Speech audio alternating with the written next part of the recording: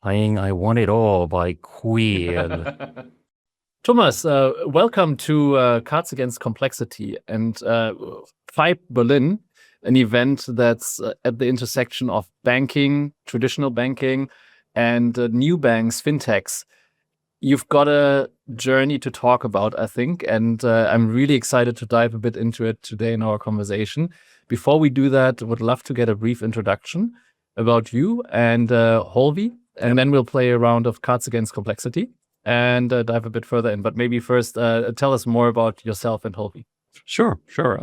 Great. So Tuomas Toivonen, co-founder and CEO of Holvi, and what we do at Holvi, we service small businesses from freelancers up to SMEs, and we provide for our customers a full set of banking services, so everything that they need for payments, accounts, etc.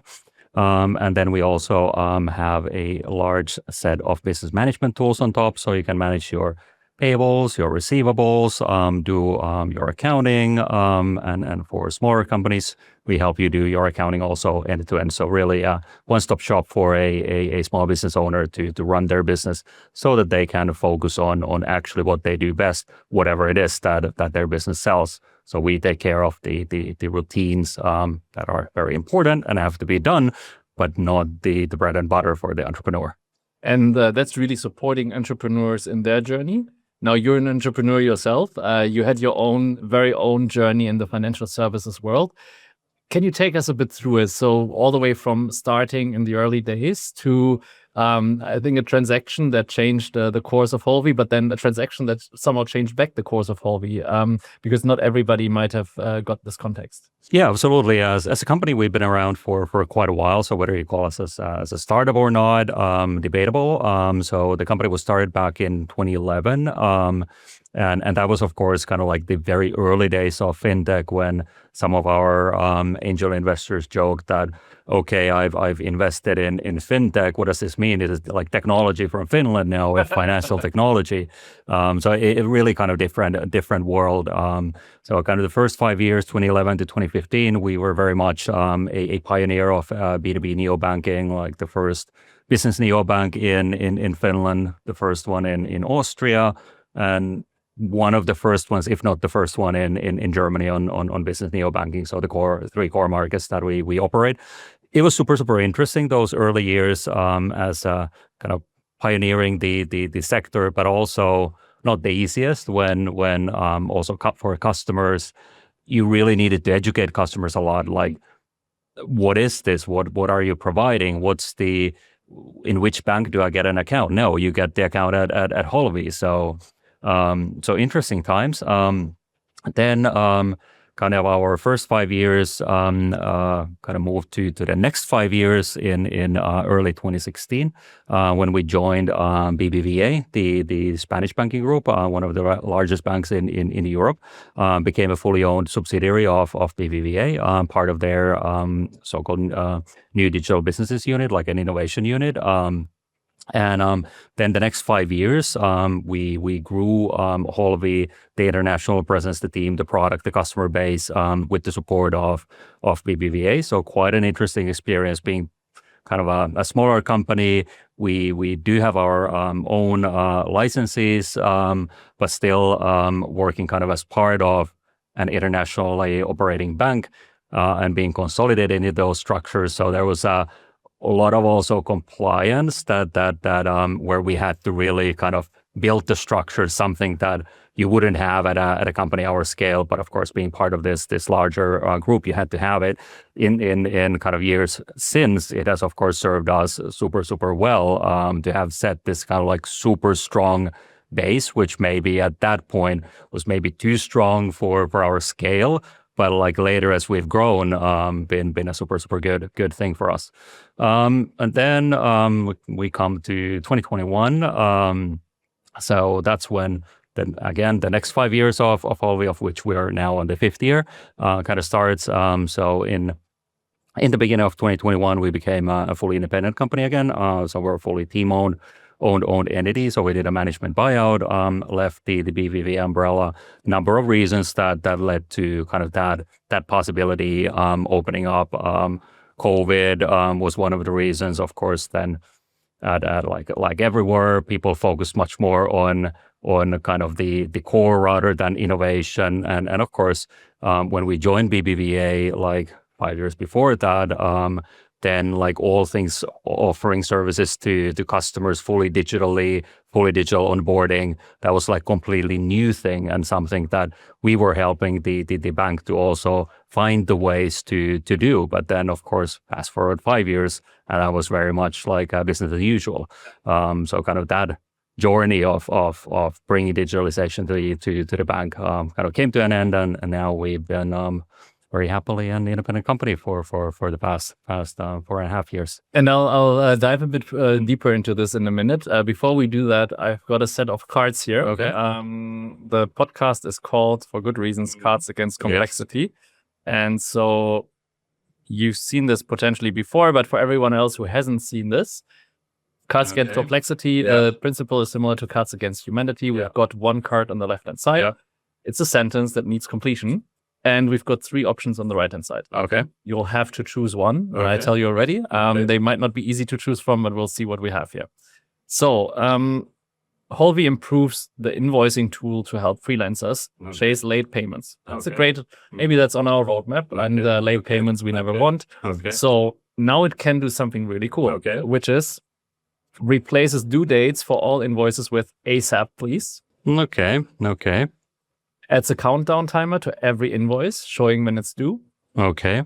Or it plays I Want It All by Queen when you open any invoice. And there's no mute button to really make sure it gets paid. Okay. Well, I mean, replacing due date with ASAP, please. That's, of course, something that all entrepreneurs definitely want. They want to get paid immediately, preferably. But there is like invoice financing options out there that kind of make that happen. The countdown timer to when the invoice is due, okay, that adds like a nice pressure to like, okay, I gotta pay this invoice. Playing "I Want It All" by Queen. Okay, that's awesome. That's a quite a strong inducement as well, and a little bit quirky and in a way friendly, but also a little bit passive aggressive. I think I'll go with the third option. I think that's the most efficient way for entrepreneurs to make sure that their customers actually pay them in time. And there you've got something, you've got Queen on your ears. I mean, if you need to pay an invoice, you might as well do it to the sound of Queen. Which better way to pay those? It makes your invoice payment experience definitely more fun. Ideally, much faster. There's many more things that you do at Holvi to somehow make that daily complex work of freelancers and business owners easier. Maybe take us a bit through, like, what was your initial idea when founding Holvi, and what of this has still stayed over the years? It's been 15 years, like 3 times 5 years. Yeah. What's at the core that customers get from you? Yeah, I think the core is very much the same as it always was, and us as the founding team back in early 2010s.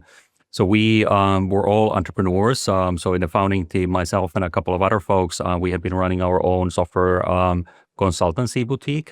So we were small business owners. So we knew the problem very directly. And then the other co-founder had been running his own design firm. So also running a small business. So we had all kind of really seen the problems of kind of running a small business, being able to see at all times like how your finances are doing. Because usually as a small business, you don't have a huge cash cushion, you don't have huge liquidity buffers. So you really need to kind of know how your business is doing every day. And back then, from our own experience as small business owners, we really felt that there wasn't a solution out there that would kind of combine banking as well as combine the accounting and business management tooling in a way that you would see and have all of that in one place, and also like have it with a modern user interface, like banks back then did not have, like, net banks already were there, but not the most usable. And of course, accounting software is not world renowned for great usability. Yeah, and there's plenty of complexity now to solve. Now you took this problem on yourself. Yeah. Looking back at those like 10, 15 years, where do you think, like, I always like to think about complexity is like, where do you put the lever, right? Where did you see the biggest leverage on removing complexity with your product? Like, where do you think you add most value to your customers, or where was the, like, that one moment or those many moments where you say, this really changed now for freelancers and business owners, what they can do? Well, I think it was really about the combination of the banking and payment services with the business management, that the domain of where you do your accounting and where you do your banking was brought into one umbrella. So kind of no reconciliation between two softwares, like everything is in one place. We had in the cards about like getting paid. Then if you have your invoicing and your payments in one place, whenever the payment comes in, it's automatically reconciled to the invoice. No work needed there. So you have that automation and the real-time view how your business is doing. So I think the core kind of inside innovation for us back then, and still is, like bringing these two worlds together. And now they're together for the freelancer. And you went through this kind of 5-year phase, as you said, with the BBVA. You said what you took away from this was like a lot of compliance upgrades, maybe a bit too much on one side, but definitely a strong foundation. What did you learn, like, next to getting more compliance tools, what did you learn in those 5 years in between for your journey now for Holvi that you think is critical for other fintech founders to learn from an organization like it is, like BBVA is? Well, I mean, for us, the learnings were very much around kind of like during the times as part of BBVA, and then now as a company, we've operated very differently. Like back in the BBVA era, we had very good funding, and that was really good. We could build the team, we could build the market, etc. But not everything was nearly as efficient as it could and should have been. So we kind of saw the how you operate if you have really quite a lot of access to capital. And I mean, that was one of the reasons and rationales of joining BBVA, that back then kind of none of the later very large fintech fundraisings had not happened yet. You really didn't even have kind of funds with fintech strategies that would be able to do those kind of fundings. So we got kind of the resourcing that we felt that kind of building us to the next level that we would need. We got that with BBVA, but then of course, as we then did the management buyout and moved from a setup where we had quite a lot of money coming in, resourcing on an annual basis, to having zero external funding. So that, of course, required us to really radically change the operating model. So not offer any more kind of like free services to customers just in the name of growth, but making all customers kind of see the value in our product and being paying customers, and operating in a much more efficient, much more lean manner. And that's been kind of something that we really like to do now, as we call Indie Holvi, that we focus on. Yes, let's provide great services to customers. Customers pay for those services. That brings us money to invest in future growth. And that's really, I mean, that's a sustainable model for building a company, and an interesting phase. I mean, the third phase of the organization, there's probably many more to follow. But let's imagine you're starting out new and fresh now. I mean, there's a few, quite a number of founders out there that haven't gone through this 15 years. What would be your advice for somebody starting out in fintech today as a founder to succeed and I guess go through this journey or a similar journey as you did? The biggest learning for me over the years, and the most liberating one, has been that, like, as a founder, building a business is always hard. You always have 1, 2, 3 burning problems that you gotta solve. And absolutely. And you might kind of feel that, okay, when I solve this burning problem, then it will get a little bit easier. Like, but it never does. Like you solve that problem, and the next one was almost as urgent, but it was masked by the even more urgent problem, and then you need to start to solve that. And kind of I used to really struggle a lot in the early years that, oh no, now I've solved this problem, and now I need to go on to the next problem, and when does this end? And then the realization that it never ends. That's just how it is. And that, of course, it might be really a negative realization that it kind of in a way never gets better. But then when you accept that this is what entrepreneurship is, it's not supposed to be easy. That's kind of like carried me through that. Well, and you just keep going forward. Very much resonates with me. I mean, I'm on my own entrepreneurial journey a few years behind you, I would say.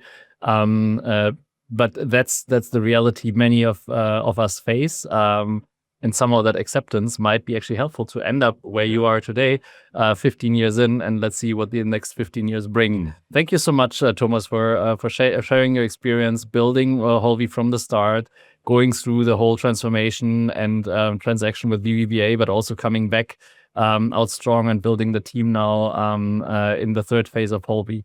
And also for the inspirational thoughts for every founder around here. We're at FIBE in Berlin. This was a conversation around founding. We had different banks in here.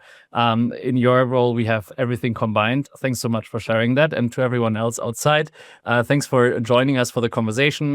Listen into the follow-up as well. And there's going to be much more coming up this afternoon. But first of all, thank you very much Thank you for being here. Thanks.